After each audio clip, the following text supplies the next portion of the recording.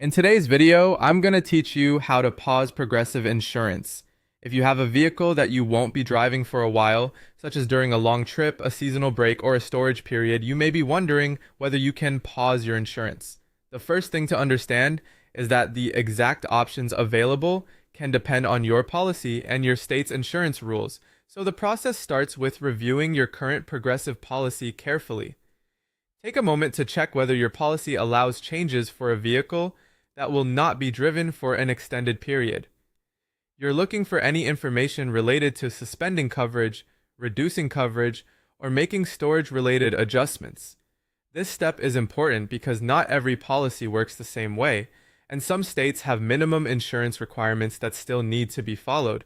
Once you've reviewed the policy, the next step is to contact Progressive directly.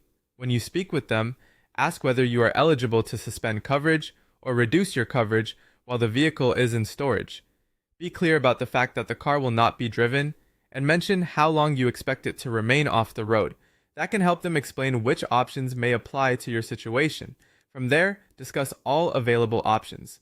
Depending on your circumstances, Progressive may offer alternatives such as removing certain coverages, placing the vehicle in a storage status, or adjusting the policy in another way. This is a good time to listen closely and compare the benefits and limitations of each option, especially if your goal is to save money while still protecting the vehicle appropriately. After that, choose the option that best fits your needs while still complying with your state's insurance requirements.